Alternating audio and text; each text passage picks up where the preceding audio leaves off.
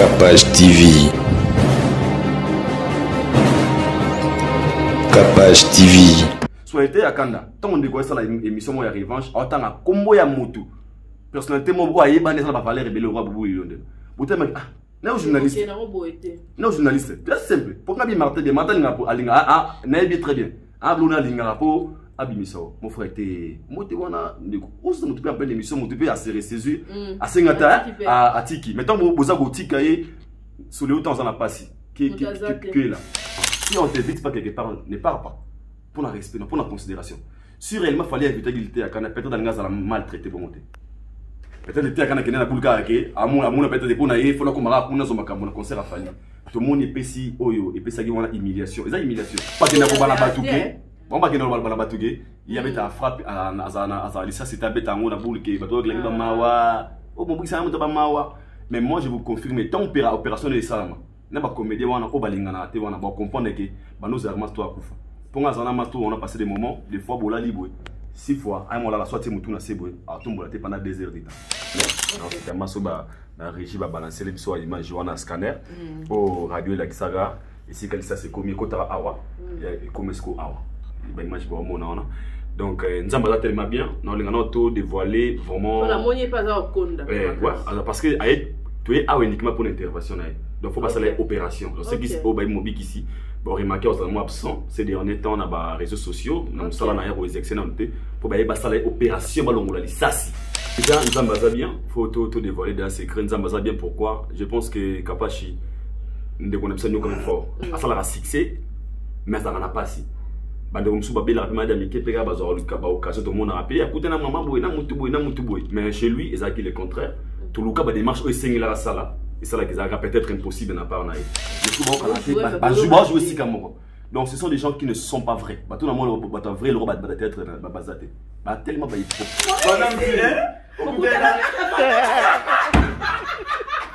écoutez maintenant les boss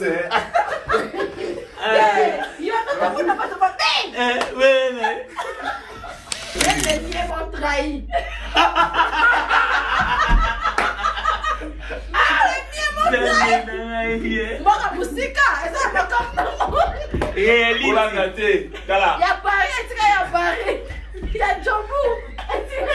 Allez là.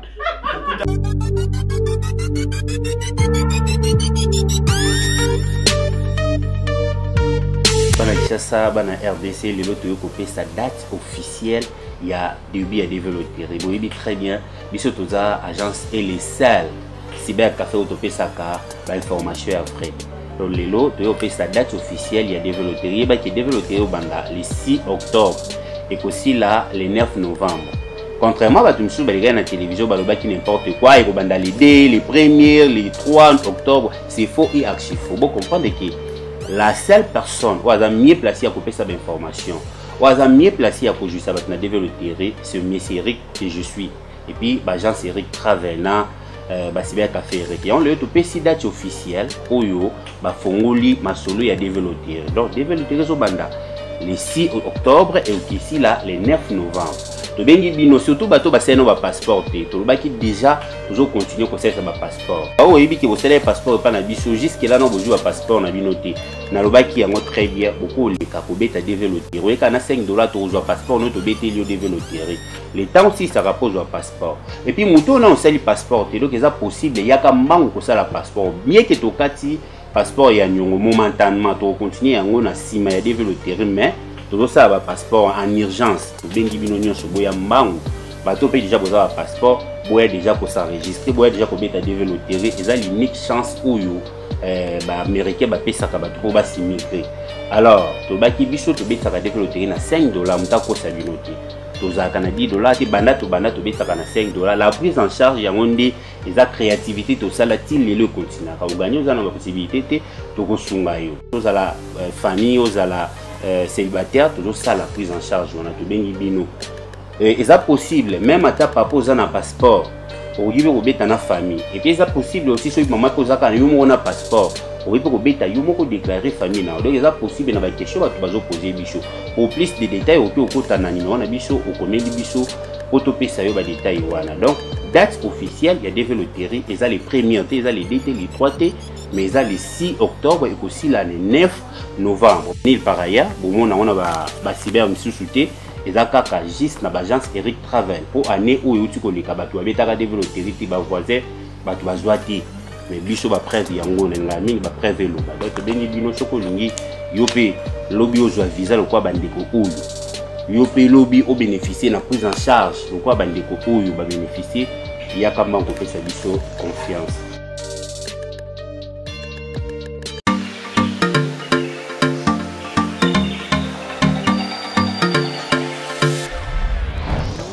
Papa, au redezo yango.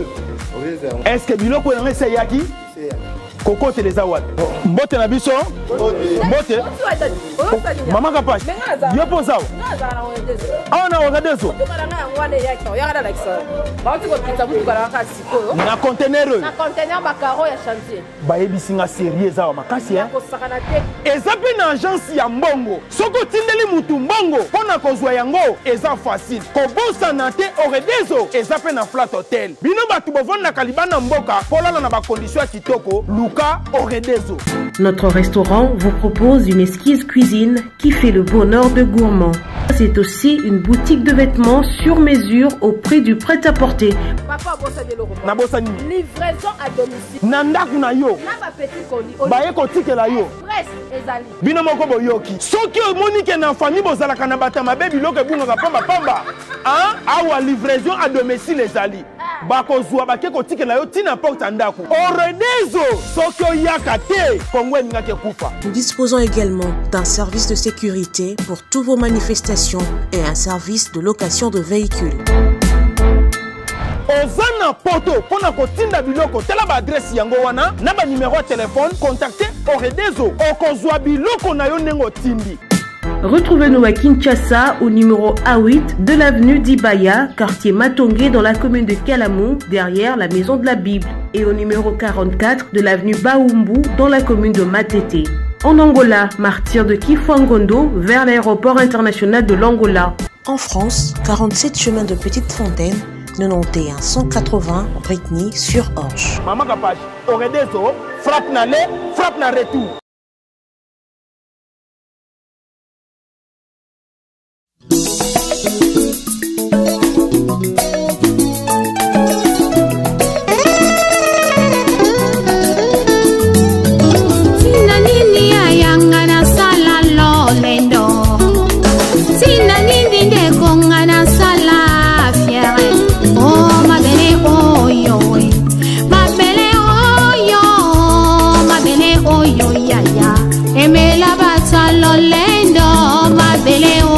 Papa, aimez la baroye, oh ma belle, oh yo pangi, aimez la bapresta, na banganga kisi, zote kopon la nango, zote kopi mabakusu, zote kozonga ma belle, no kopamba.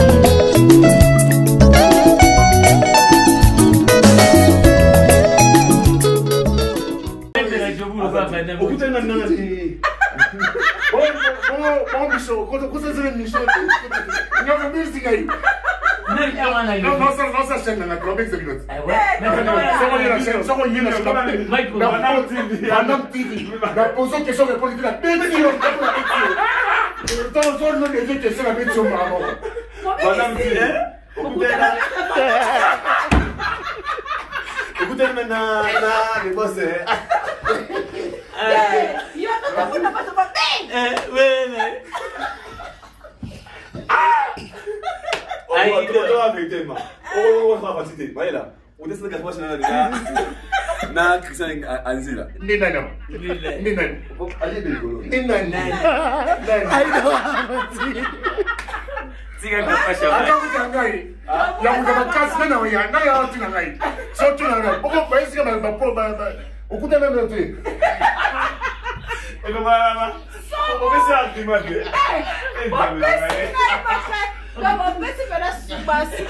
Manela, opitani na nani?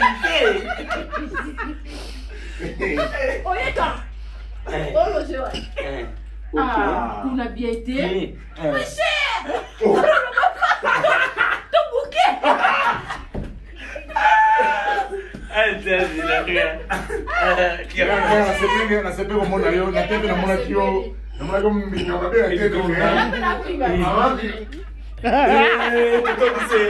esika mwana meka batanga nasepe mpena komona yo nasepeli pesa balaki mamote ayabuke opanzeza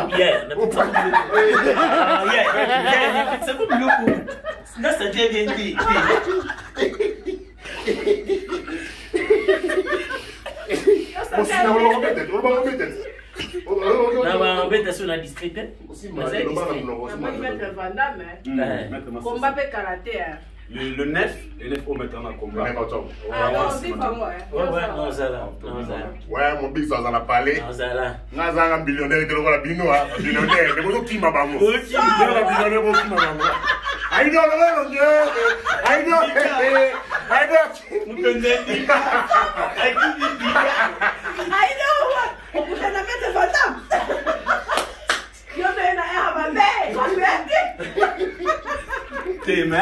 non, qui était la PDG là-bas, mon la Souka. PDG recté là. Un papa responsable. Tu vois la PDG. PDG, ouais, ben j'étais. PDG recté. Respect. Mon boss. PDG recté là. Sigo vieux à parler. PDG recté là. PDG, c'est un papa. C'est un papa. Mais prochainement, ça va y aller.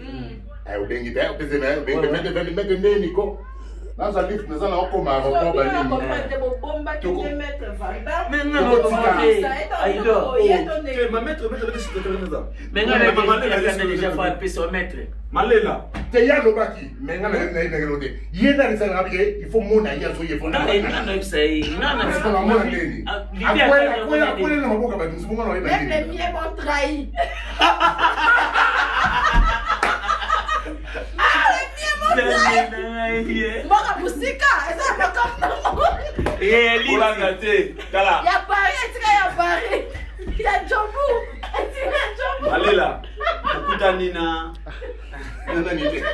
le millionnaire congolais Patrick Ngaza.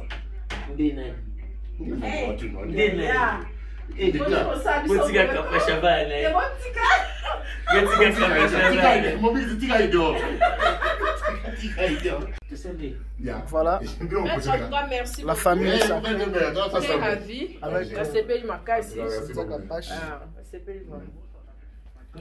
Junior Mobiki ici pour na bana free d'ici de Lobini. Ah, bah salut ici Tsakapashi ma vie.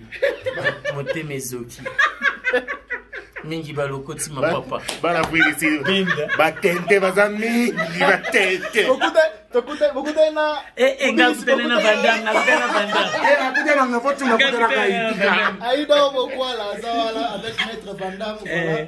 La famille c'est tout ça free ici là. Un millionnaire bah ouais. Brésilien. Mais au bout de la moitié. Voilà, c'est la famille. Bienvenue dans Capage Télévision, en tout cas, émission à Souka la Zozonga, maintenant na sala interview, intégralité de Kapananga pour la moni 6 fois à pemeni awa, mobiki ici, frère la biso, oh biso stoyebi, il fallait à basalaye moi suivi par rapport à l'issas des salariés wana. Mais moi complication qui t'a maté zalaki, on a na solution na moi leader, moi qui est pour na baba actualité, a eli sounini. Pour biso la kin un moment moza tindika chakala a pe ndeka tozo seka we moni mutu boete moni mutu poete kenda rapeti na mahamna biso mona ramutu mo assura kio ke soko yemboka mpaya boza na yo na suka ngonda yeli soute confrère Boni. Très bien, c'est Tsakapashi. Déjà, on a bien welcome. On a posé d'ambo quand on a salara. Et puis, c'est un sous on a écouté un magé. Jour où il y a départ na yo, il y a aucun lobby. Ils ont commis les lots. On met vraiment moi tongo makasi. Mais c'est un ensemble dans la bien quand on a bien eu besoin de sur la bien. Je pense que bon mon atoye bon ingénieur mobile ici. Oui, on bon souffrant, ça fait 3 ans. Oh, ça analyse ça si le photo bon mon a un scanner. Non, c'est vraiment ça la régie va balancer les biso à image on a scanner. Oh, radio la saga ici quand ça c'est comme kota awa. Et comme est-ce qu'on awa. Ben image bon mon on. Donc nous avons tellement bien, nous avons tout dévoilé vraiment. La monnaie pas à Konda. Ouais, parce que tu es uniquement pour l'intervention. Donc, il faut passer à l'opération. Donc, ceux qui sont mobile ici, bon, remarquez, on est absent. Ces derniers temps, on a les réseaux sociaux, on a les excellents pour passer à l'opération, on a les sassi. Mais si on a ça, c'est qu'on va dans la Katanzoto, on tout est à Gréco. Déjà, Nzambaza bien, il faut tout dévoiler dans ses secrets. Nzambaza bien, pourquoi? Je pense que Kapashi, nous connaissons comme fort. Ça a succès, mais ça n'a pas si. Mais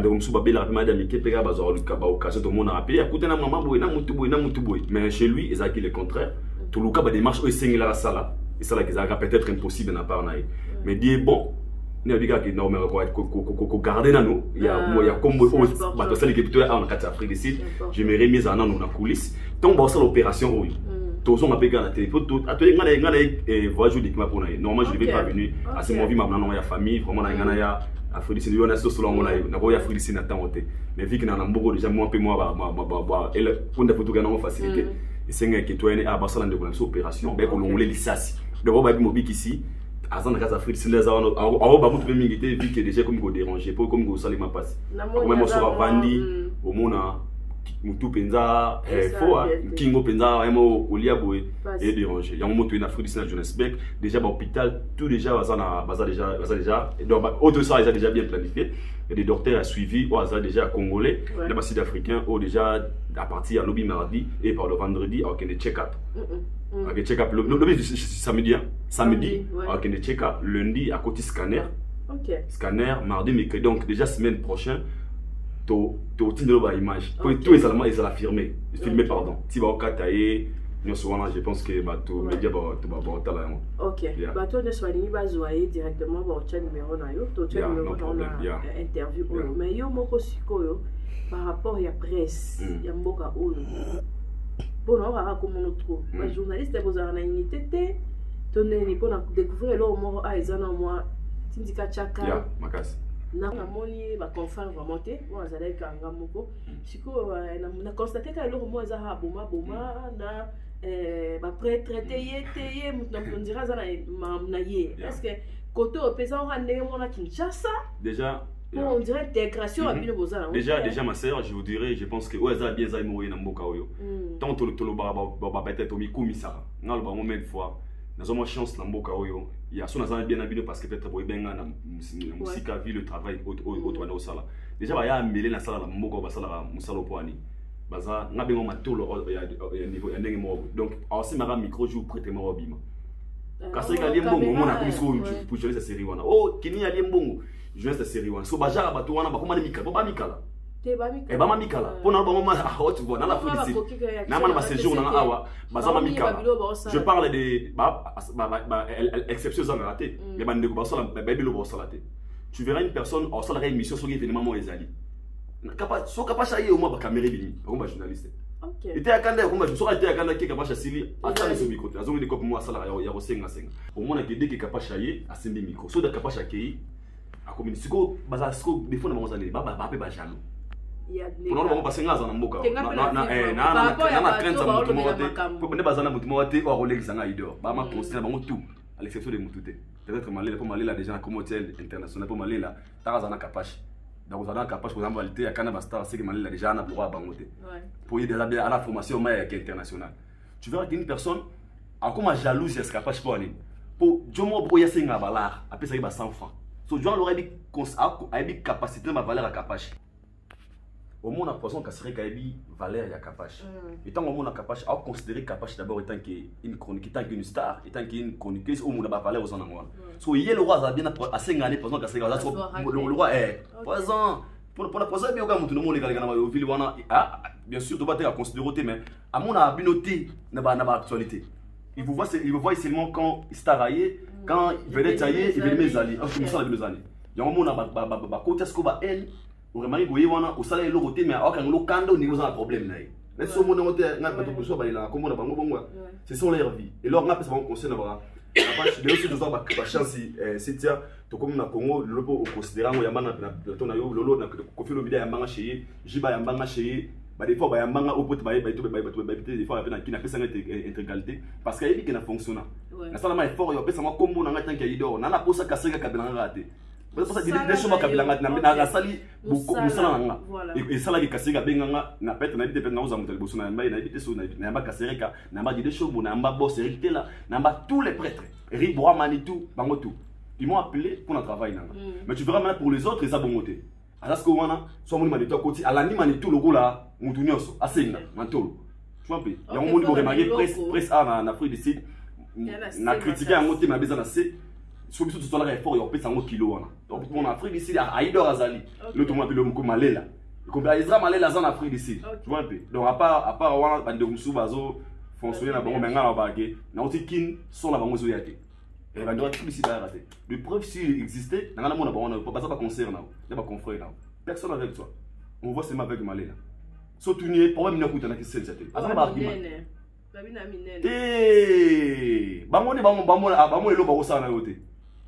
Une personne intelligente ou intelligent, qu'est-ce qu'il fera? Comment il concerne? Ah, c'est ça, on a coûté de faire sur la bobaga, oh, à la matière, soit l'inzanza, moto bien interviewé. C'est simple. Ok, on type qui, ok, non, parce que on a ce qu'on a calé, tout ça, on a 6 fois, parce que tout le monde a mais on type au vivre, matin à Diane, on y peut même artiste, comédien. Pour yo comme comédien ozana abungisa ko komika bango otikina biso so yo moko en tant que humain bo et non ni on sebe na moté na bango ba comédien ba kende zonga matange bimi mais kende ki bo observation na ba ça va hypocrite et moi on va ce qui est plus pur et ça que les artistes musiciens ya malamu ozali so solanda na mutu na te lora ba kutana difficilement ils en a facile ils en difficile les appels difficiles bamisa na mabe tout mabe komela mais si les artistes comédiens c'est différent tu verras que oh non ba solaraté mais nzonzingi sangisa bango mon après moi na chaîne ya linga bagag abengi bango lianza nani boyaka 10 mais ce que ba jouer si comme donc ce sont des gens qui ne sont pas vrais ba tout na moi ba vrai le ba être ba bazate ba tellement ba hypocrite na pesa exemple ya kane on a biso mobiki ici il y avait un moment où maman Denise akabola ba carte il y a traitement mon ba traitement na HJ bamusu bazo bana na bango on a une histoire vraie ba comédien wa talanga ava comédien azoli de bana les cartes c'est pas que nous a traitement fait pendant que ces messieurs ici a souffert de maladie mais bango ba kena ko bana batuke bango ba kena ko bana batuke il y avait ta frappe azana ça c'était beta ngo na boulke bato que ba mawa o bon ça mo ba mawa mais moi je vous confirme tant opération de ça na ba comédien wana ko balingana te wana ba comprendre que ba nous armas toi kufa pour nga zana masto on a passé des moments des fois bola libre 6 fois, à un moment là, soit tu mutu na sebo, à tout moment pendant 2 heures de temps. Nous avons au kama. À tout moment mutu. Pas c'est les gars. Ah ouais, mais mutu, moi mutu beta. Si mutu bon monde. Mais natanga la muki, aki sa suga zonzi. Et puis comme il y a un moment où bisco babika sila. Ah, obenga suyete, inspiration mutu, obenga suyete. Le bon ngaba nuire peut-être comme besila, azana mutu pe ako ya wena aide à vérité. Mais nzambe soit za bien. Tant on comprendre si ko bita voyage na biso. Il va reprendre à la gauche, ça m'a fait à la droite. Donc c'est par rapport à Bisso presse la Congo. Par rapport à presse la Congo, les Colomoro. Les Colomoro, ils ont bundé la ming, parce que moi quand je suis arrivé au Congo, les Bandeli, n'a pas ça mis dans sa mi bémission bateau na fallu en fait. Et les gens me ont vraiment cantonné dans ça. Et quand j'ai compris maintenant, ah tes acquis, moi et vu que Tokenakin, au monde a vraiment batopé sa tendance. Les gens, balingo ba vérité souhaitée. Sur le vérité, au commis révolté, selon les autres. Tous nos artistes musiciens, basant la droit à soutien à bisonner, la monde n'a pas capable. On veut la faire, on veut la ouais, on veut la jibel, on veut la kofi. C'est ça qu'on a besoin. Mais tu verras chez les autres, on sait l'émission, mais on sait limiter autant que comme moment où était viqué. Et si on sait l'émission, on a monté la sur la raté. Tu vois un peu. Et moi je demanderais dans tout ça. Vous comprenez que presse à Congo en ligne, à la base, il y a destruction de la musique congolaise. Parce qu'aujourd'hui, si les artistes et musiciens congolais, comment on a l'audace de respecter ceux les musiciens, les chroniqueurs, c'est parce qu'ils ont la tendance. Un chroniqueur, un journaliste, à comment on est pire petit musicien. Donc il se voit inférieur devant un artiste. Et grand doit falloir na faire. Na license capable là l'homme la masse au bien les gars télé pas nous finir là, fallait faire. Ça va nous faire et fallait. Donc dans tout ça, moi j'ai compris que nous sommes à la base de tout. Dans le Congo, le photo longue. Et ça qui chroniqueur, tout chroniqueuse. Comment comprendre que à part Fali tu peux exister, à part faire tu peux exister. Rien que dans Moussala là. Voilà. ozoma donc eza moloko na remarqué na Congo moloko moko lekito kamba lokolo moko wana aza na mateme na moni ya Fabregas ken pe na kozwa carte te na été so mona qui ont déjà tous dans l'avion na pekuna yepe longi loko $50 sur 50 lignes oh on na miki pa koti magamba o attaque mutu okolo banini et puis oyambi nzembo ya faire version ya yembeli na ndenge nini et troisième question on bambulon ha nyonso réaction ya concert ya Fally Ipupa na lité ya Kanda déjà na olingana bana mingi na chaîne ya Tracy Belenga na olingana bana mingi sur Fabregas na Ken Piana côté là va 6 fois mobi ça va vendre na olingana ba mingi marambo ya Fabregas na Ken Piana yana loba ana bandelimer sur landeli marambo nyonso za laisser aller comme quelque part parce que le respect ne plus tu verras que un artiste émission un Fabregas allez na kiloté peut-être manquer respect pendant on a besoin. Et puis quand il peut n'a pas en épée, en épée na kiloté pour manquer respect naï. Pourquoi déjà base na biso za mabé? Parce que eux savent que ba ken pour ne pas faire Fabregas ba que baza likolo ma casque pour que ba chroniquer ba maman le côté pour eux. Il peut avoir cette audace un artiste mais c'est de dire que ba chroni fois déjà ça l'injure na média en ligne ya mboka na yo. Déjà ça déjà rarement grave. Un musicien pas audace yo na journaliste yo Melidiamba en pleine émission. So ba na fini c'est vraiment ba respect. On va respecter mais là-bas ils ont laissé aller moi je dirais avec tout le respect pour les affaires Kenny Piana na Fabregas batu na ka question sur ce que mozambicain to nigérien ma otala score au gasco musicien na je c'est pas soin et puis Congo mandeni après bolé est-ce que critique la musique kufa moko kufa d'abord le respect c'est important et moi je dirais dans tout ça faut pas ka savoir ba anglophone ba éviter ba très bien c'est na bato il y a des choses batala rabino this one is journalist ba oye on dit maté tant le bango tabula kosa ngasa l'émission à Jérusalem ay ba ngalo impositateur ay ba ngalo fanatique donc ce sont des choses eux qui tirent donc Kenny Piana et puis aussi faut tout ça rappeler moi faciliter dans le langage ozomona un mot peut tout ça salamo boyeba que à part ça on a une famille au batala rappeler biso moi respect ça est important et pour na Fabregas ngalo bara so respecter tu dois respecter pas ça donc comme pesa kilo moko eza bien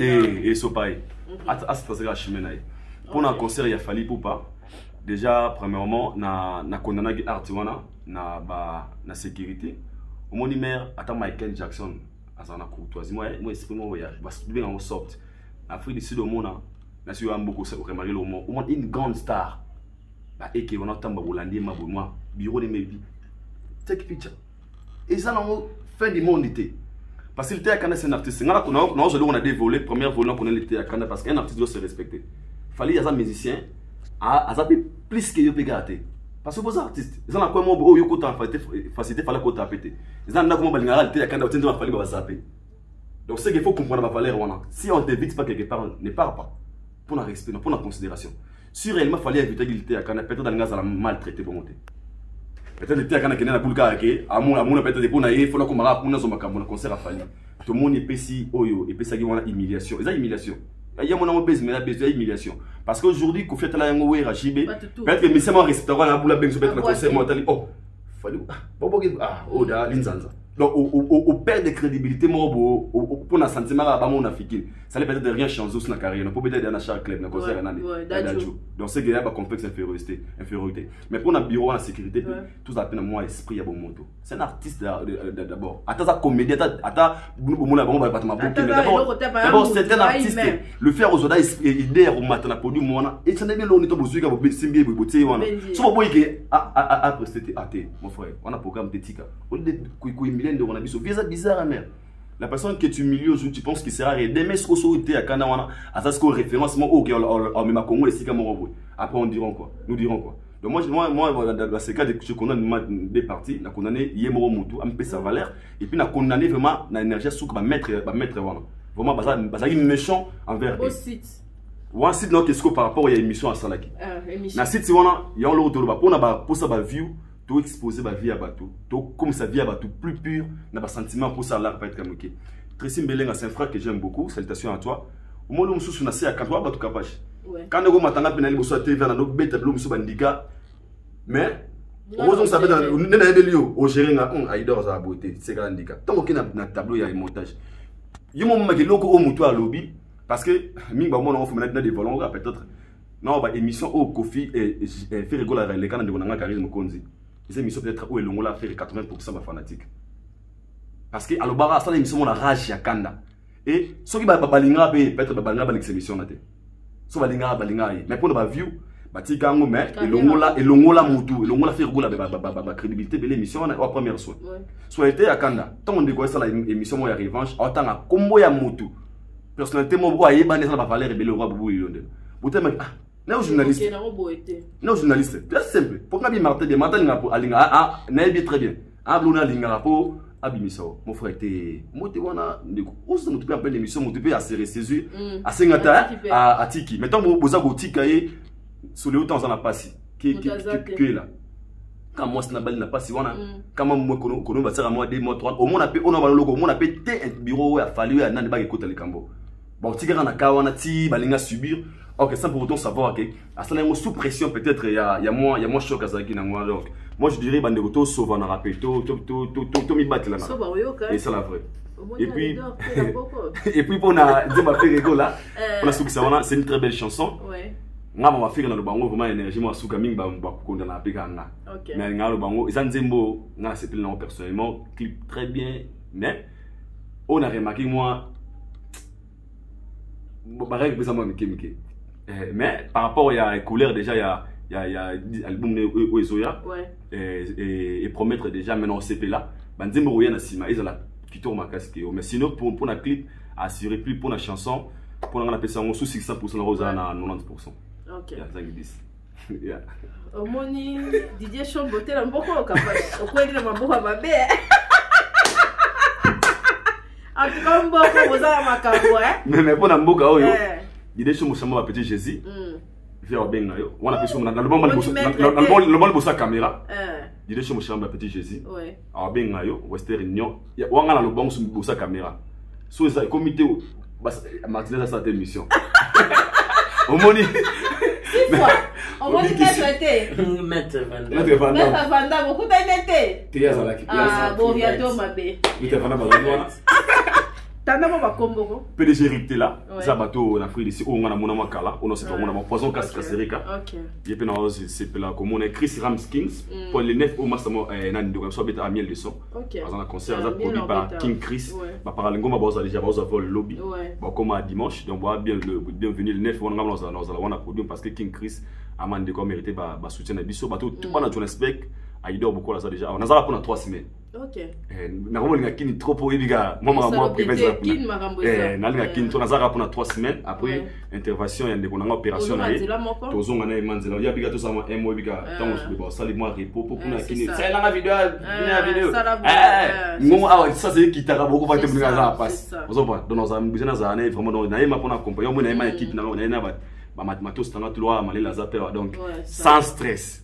Non, merci en tout cas, merci Adam. Moi également Cynthia Kapache la star. Merci na Mohamed na Mohamed Moleka, c'est notre bon patron. Chati Moleka, na mona qui est na mona qui fait poison. Kassereka, na mona qui est gouverneur Emeka Pongo. Gouvé. Social Emeka Pongo en tout cas. Gouverneur. On a la plata. Emeka Pongo. Na mona qui est en tout cas pas solo carré, na mona batu nyoso. Na moni pe kini ya mais na moni esouté mais na moni mais peut-être na moni attends moi sur la carte côté solitaire moi ta battu tenga mo kaka ya ba taxi ba ba ngoni taxi file même te moi appelé au car te uzoma dans car te on dirait diamant pesate on dirait Angola omoni nani omoni nani te nani mali la moni omoni tigli boya te nani te na moni mutu te na moni ba ona tangeli omoni voilà tika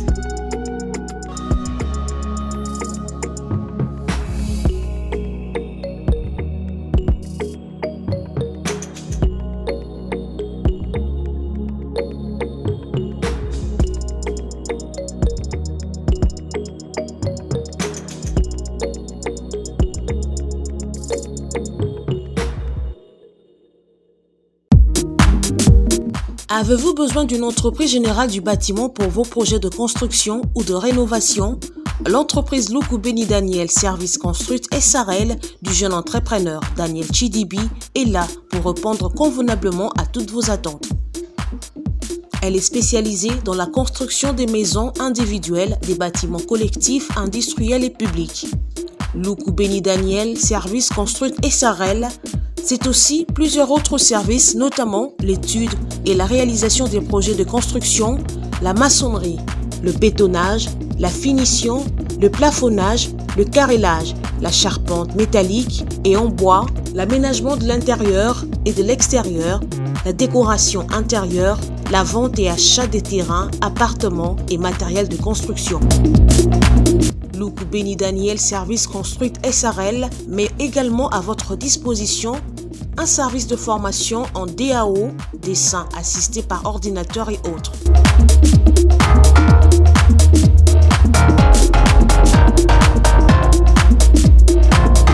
Installé à Kinshasa, au sein de l'immeuble Beautour, local 33, commune de Lagombe. Écrivez-nous à l'adresse email danielchidibi@gmail.com ou appelez-nous au +243 85 12 52 330.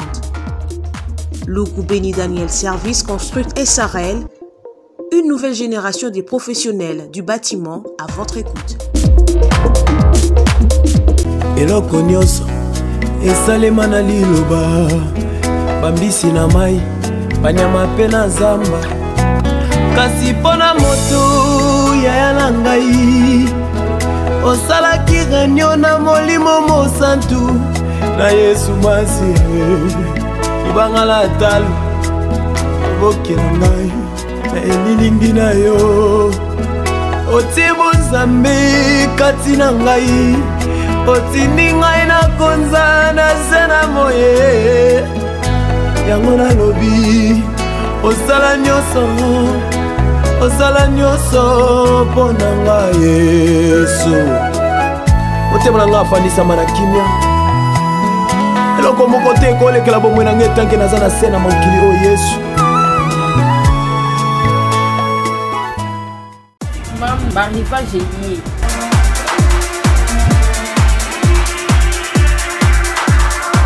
Maman zala bopeto mwana pe azala na bopeto na ye. Touro eza 2021 ba âge nyonso na mam lié. Ba basket, ba sondage de 0 à 10. Kosala na lombangu boya awa na mam nyonso ezali.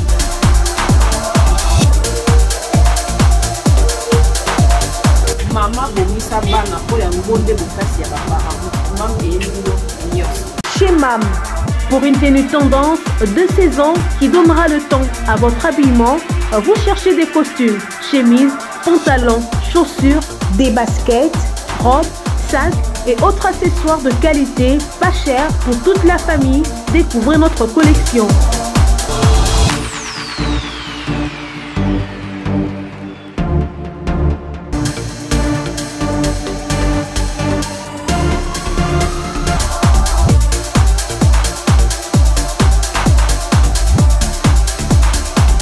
Notre adresse, avenue Kassavoubou, à Rekwado dans la commune de Ngaliema. Pour tout contact, appelez-nous au +243 81 07 58 832. +243 99 99 25 124.